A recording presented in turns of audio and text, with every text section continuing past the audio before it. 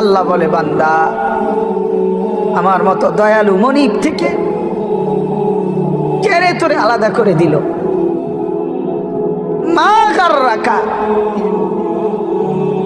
আরে বান্দা আমার থেকে কেন আলাদা হলি? আমি কি অপরাধ করেছি? সারাদিন আসমানে আলো দিয়ে আমি অন্যায় করছি? আজ আবার রাতের বেলা ঘুমের পরিবেশের জন্য অন্ধকার করে দিয়ে আমি অপরাধ করছি? মা গাররাক, এই যুবক, তোমার কাছে তোমার মালিক অপরাধ কি করছে বল না বেটা, বল। কেন সেজদা করলি না ভাইয়া? আল্লাহ তোমার কাছে কি অন্যায়টা করছে? কি অন্যায়, কি না দিছে মালিক? মা গাররাকা বিরাব্বিকাল কারীম, এটা আল্লাহর ডাক। আল্লাহ বলেন, বান্দা কে রে তোরে আমার থেকে আলাদা করলো? কেন রে তুই আমারে ছাড়লি? আমি কি দোষ করছি?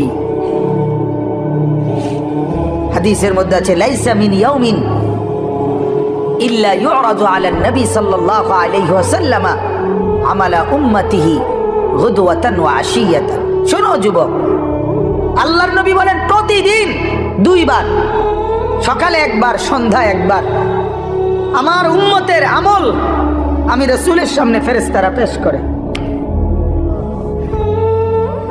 হায় হায়, নবীর সামনে তোমার নাম উচ্চারণ হয়, ফেরেশতা বলে, ইয়া রাসূলুল্লাহ, একটা সিজদা দেয় নাই, একটা সিজদা, একটা সিজদা দেয় নাই। আল্লাহর নবী তখন বলে, হায় আমার উম্মত, আমার 23টা বছরের দিবানিশির এই মেহনতের কোনো কদর করলি না? 23 বছরের আমার এত কষ্টের কোনো কদর হলো না?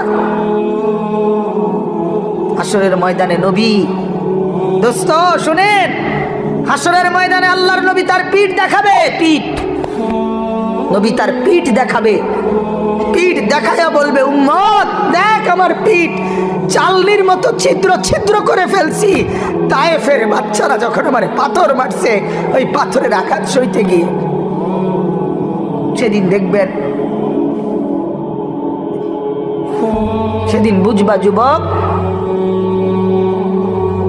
নওজোয়ান, তোমাদের জন্য কাদার কেউ নাই, তোমাদের জন্য ভাবার কেউ নাই। মা বাপ ছেড়ে দিছে তোমারে, যা বাবা নষ্ট হয়ে যা। আহা, মোবাইলের হাতে ছেড়ে দিছে তোমারে, নষ্ট বন্ধুদের হাতে ছেড়ে দিছে তোমারে, যা বাবা পেটের ভুক লাগলে ভাত খেয়ে যাইস, বাকি টাইম নষ্ট হয়ে যা। অভিভাবক ছেড়ে দিছে সন্তানকে,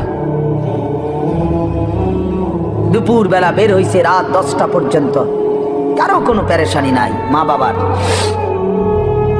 ছেলেটা কি হচ্ছে, কার সাথে উঠতেছে, বসতেছে, খাইতেছে, চলতেছে, কারো কোনো পেরেশানি নেই। এভাবে জিন্দেগি চলে না বাজান, এভাবে জিন্দেগি চলে না। এই জন্য আল্লাহ তাআলা প্রতিদিন ডাকে, আমার বান্দা আমি কি অপরাধ করেছি? রাসূল প্রতিদিন বলে, আমার উম্মত আমি কি অন্যায় করেছি? আমার তায়েফের রক্তের কোনো দাম নাই, আমার উহুদের দান শহীদ করার কোনো মূল্য নাই। 14 দিন আমি পেটে পাথর বেঁধেছি, আমার সেই পাথরের বাধা পেটের কোনো মূল্য নাই। আমি 3 মাস ঘরে চুলায় আগুন জ্বলে নাই, আমার সেই জীবনের কোনো মূল্য নাই।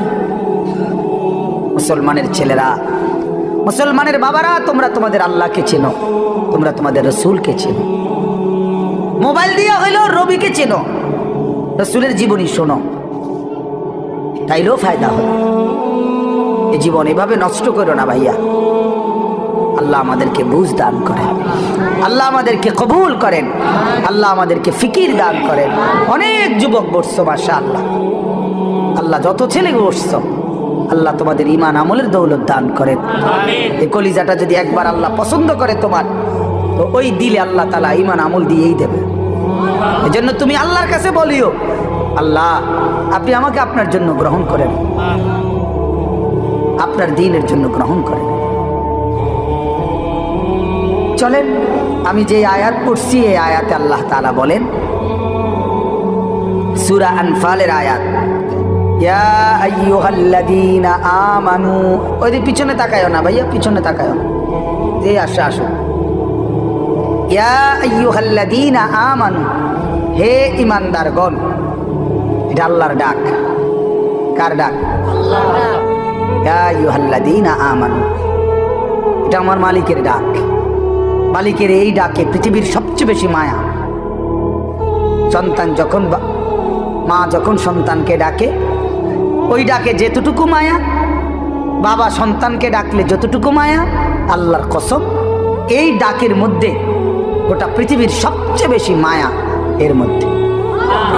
ইয়া আইয়ুহাল্লাযীনা আমানু, হে ঈমানওয়ালা।